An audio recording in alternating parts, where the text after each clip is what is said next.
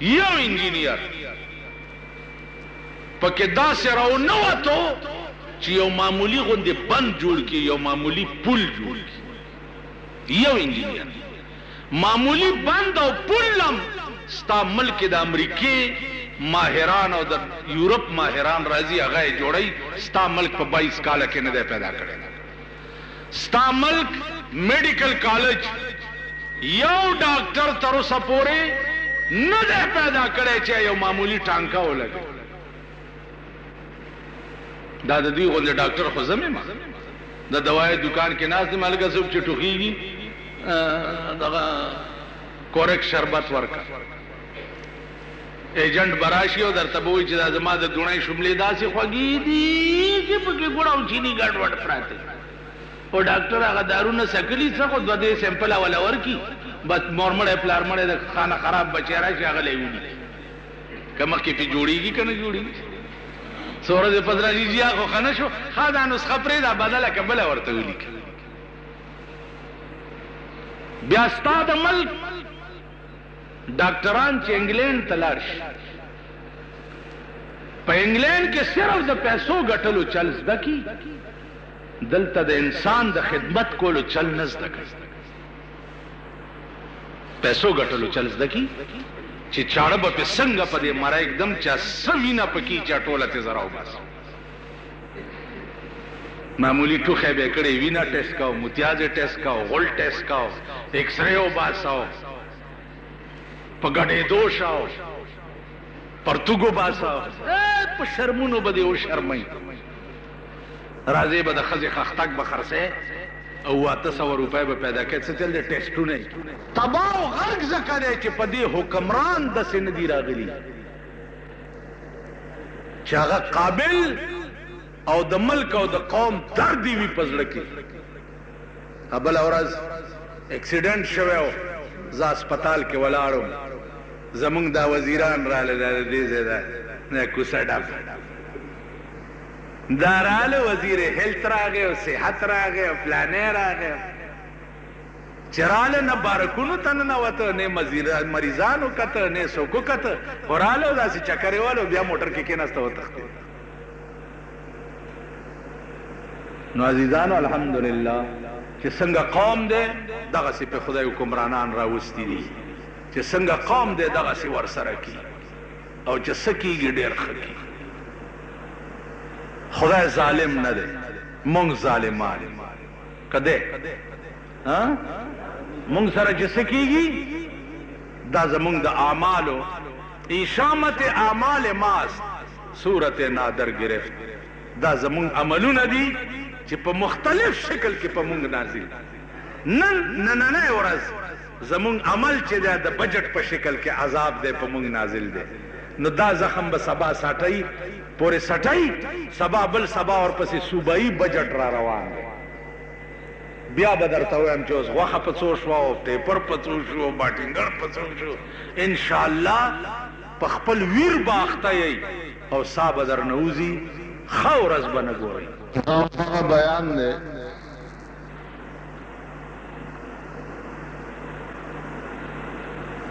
چې څو جمعو نه ستاسو په مخ کې را روان دی.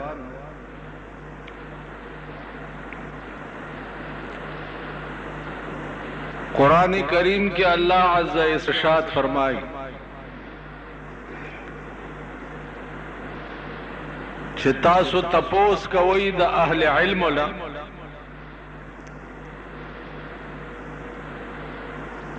په هغه وخت کې چې تاسو نه پوهیږئ.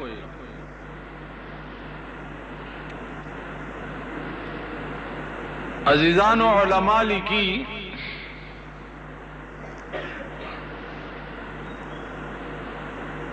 چې دې آیت کریمه نه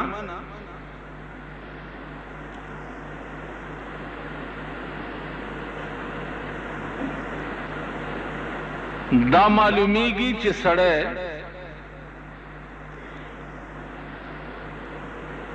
برای راست استنباط د قرآن او د حدیث نه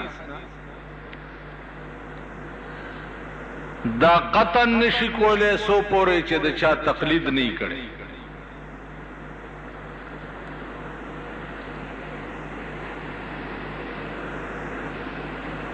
تبه د چا تقلید خامخا کوي او د ځان نه به هغه پوی غنی نو اله به د هغه نه سوال کوي اله به د هغې نه ته پوښتنه کوي کوم سړی چې څوک د ځان نه پوی نه غني نو هغې نه پوښتنه نه کوي او نه هغې نه سوال کوي کوم سړی چې د ځان نه سړی پوی نه غني هغې نه څوک سبق نه وایي طالبم چې کوم استاد نه سبق وایي نو هغه ته دا پته وي چې دا سړی په دې کتاب ښه پوهي نو ائمه محدثین او ائمه مجتهدین چې دي دا هغه خلق دی چې الله پاک دی ته ډېره لویه پوهه په قرآن او حدیث باندې ورکړې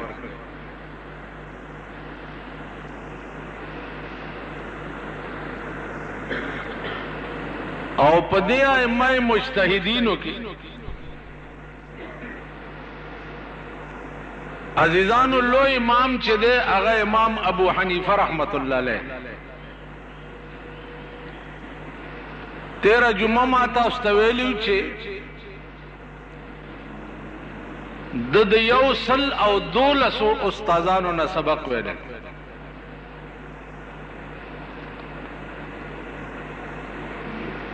دا امام جعفر صادق رحمت الله علیه چې دی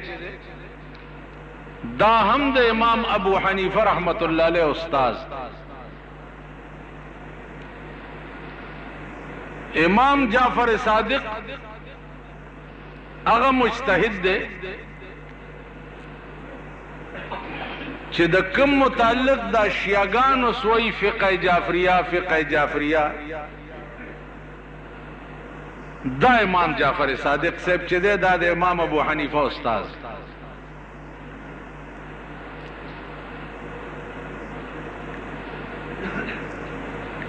او سوال دا دی چې امام جعفر صادق د امام ابو حنیفه استاد دی نو بیا فقه حنفیه او فقه جعفریه کې فرق دی چې هغه فقه د شیعاګانو دا او دا زمونږ ده نو دا یو ټکی دلته یاد لرئ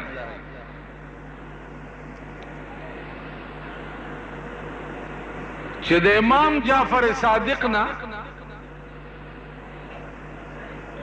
سوا د دینه چې د لویو لویو ائمه استادو تصنیف د فقه چې دی دا چرته نقل نه دی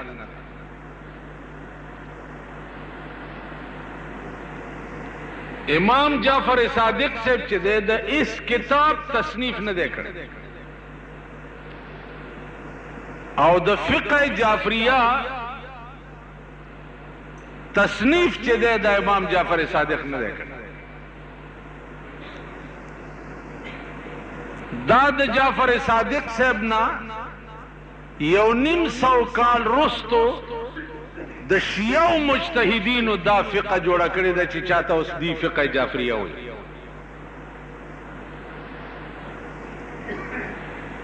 په اسلام کې خدا قسمه کارونه ډېر شي په دې بني آدمو کې هغه بدبخت تیر شوي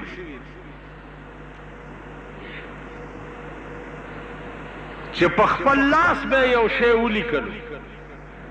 په خپل لاس او دې قوم ته به وایي چې هذا من عند الله دا د خدای کلام او لیکلی به په لاس نو قرآن کریم خیره ورته وکړي چې ویل للذین یکتبون بأیدیهم ثم یقولون هذا من عند الله هغه لاسونه دې هلاک شي هلاکت وي د هغه کسانو د پاره چې کوم کسان په خپل لاس یو شی ولیکي او بیا قوم ته وایي چې دا د خدای کلام نو دې قوم کې داسې بدبختم تیر شوي لکه زمونږ د ملک تاسو وګورئ ډېر څیزونه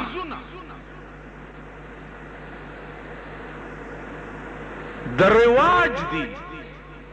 او دې قوم ولا د دین رنګ ورکړی دې رواج ایس بنیاد په شریعت کې نشته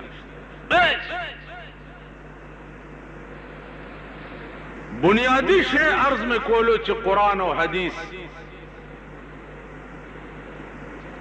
او اصل ایمان قرآن او حدیث تاسو وګورئ په دې کې دا مړو سره چې مونږ څه کوو دا چېرته لیکلي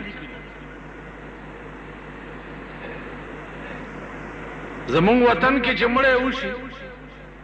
شکور کې غنم اچولي او غنم د پاسه مالګه ایښي اوس په دې فلسفه زه نه پوهېږم حالانکه جنازو کې زه یم خو زما عادت دا نه دی چې بابا اوس څه کې یو د ګډې زوی خو سړی به یې راونیسي دا سټ به یې مات کي مردار بشي اوس په دې فلسفه زه نه پوهېږم چې یعنې غنم د مړي سره وړل او بیا پې د پاسه مالګه ایښې ده چې دې کې څه راز دی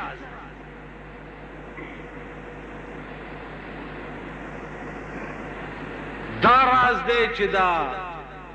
منکر نکیر به دننه دا غنم وریتهیي او بیا به پې دا مالګې او مالګېجنې اوبه ور واچوي که نه خولې به یې ترسکونې شي دې مړي ته به څه وایي نه که څه په دې زه نه پوهېږم په پېښور کې وګورئ زمونږ د دې پېښور رواج دی چې لوی دیګ حلوا به پخه کي لاندې باندې به روټۍ وي او منځ کې به حلوایي دا به دیرې ته یوسي او شور غوبل به جوړي اونو جوړي دی دی اونو جوړي دی دی اونو جوړي جوړي هغې ته وایي چې لاندې باندې دوه روټۍ او منځ کې حلوایي مونږ هم پکې صاحب لسته جوړی والو هغه مسله د مړي چې هغې نه هم تاو کړي وو هغه ورځ مې یو جنازه کوله ویل ودرېږه مسله نشته لکه صبر وکړه ویل مسله نشته خدای دې بیخ په مسله وباسه کابل دومره غوندې حکومت دومره تاسو ورشئ د کابل په حکومتونو د ظاهر شاه یا د داود په وخت کې چا نوم اخیستی شو د بلېدل نوم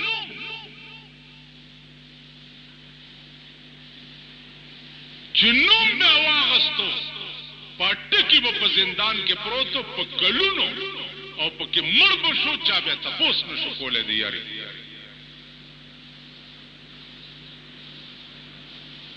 نن ستا ملکی ازادي ده صاحب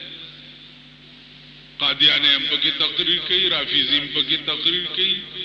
چکړالي هم پکې کوي بهاولي هم پکې کوي شیعاګان هم پکې کوي ولاو ازاد ولې لګوئ جمهوریت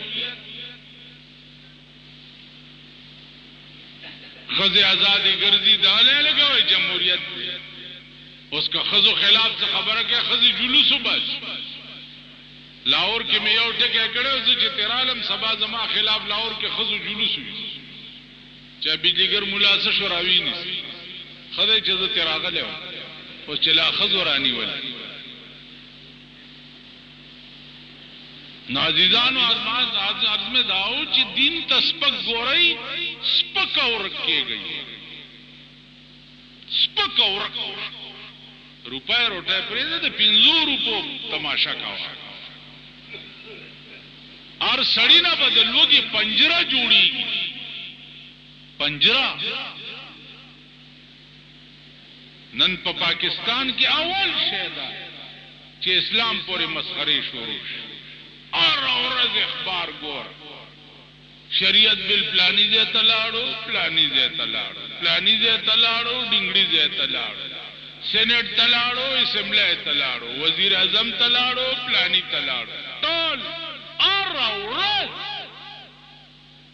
کورم وران شه چې ورانم شي خدای تاسو هلاک کا خو پرېږدئ اړو دا د اسلام نوم اخیستل پرېږدئ په پیسو په دولت ممبران شوي یې او په دولت حکومت قبضه کړی دی بس په ناستو څه یو چلوئ یې د اسلام نوم ولې یادئ پرېږدئ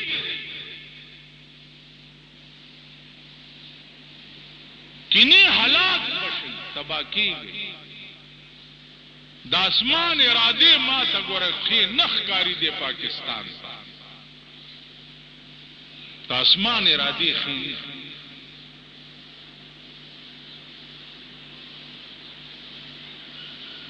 بیا مونږ یو بل لوی ظلم چې کوم ظلم راکې وشي پروا پې نه راځي اړو دا وایو نه چې افسوس ته دا وشو په پنډای کې بل ورځ دماکه شوی خلک پکې تیکه تیکه شي تیکه تیکه د چا پې پروا نه که څوک ډرایور دی ټر ټور ډنګ ډنګ که څوک دکاندار دی والا اخرا والا اخرا پوه شي څوک اډو دا ورته احساس نه کیږي چې دا ولې پلانی سره دا وشو ما سره هم دا کېدی شي دا احساس دی بدبخت قوم نه ووتو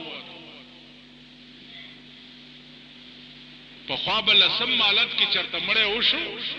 شلم مالت لرې به تا پې جړل په وینو چې یاره دا مړ ولې اوس در سره کوڅه کې مړی شوی مازدیګر پرون په لاره تېرېده اوس څه کې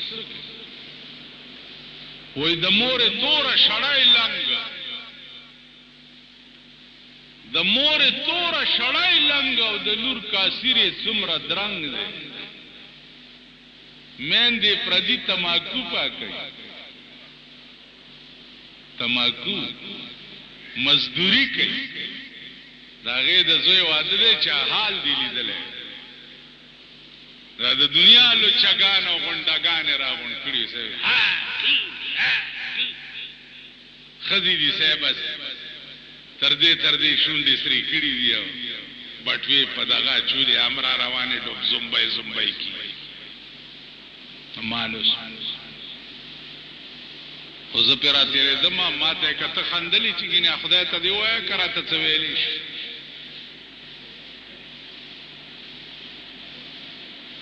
عزیزانو عرض مې دا و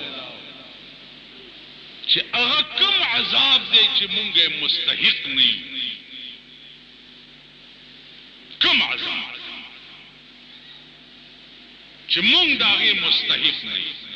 که تندر را باندې راوغورځېږي مونږ یې قابل یو که سیلاب را باندې راشي مونږ یې قابل یو که ګرانی را باندې راشي مونږ یې قابل یو یو عذاب داسې نشته چې مونږ یې قابل نه یو د هر عذاب ځای راکې شته د هر عذاب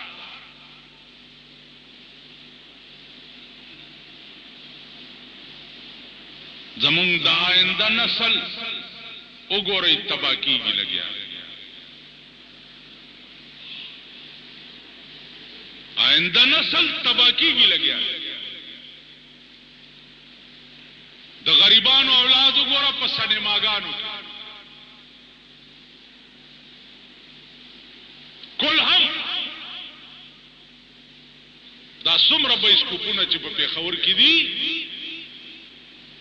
کل هم د غریب اولاد پکې ویډیو گیمونو کې وګوره کل هم د غریب اولاد پکې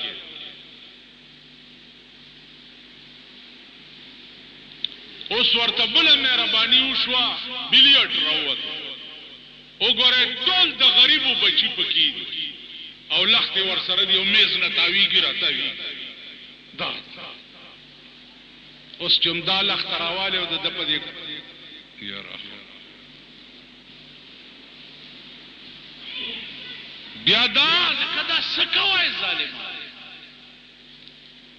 د گورنمنٹ پابندی په کار ده د قوم بچی تباہ کیږي لګیا ده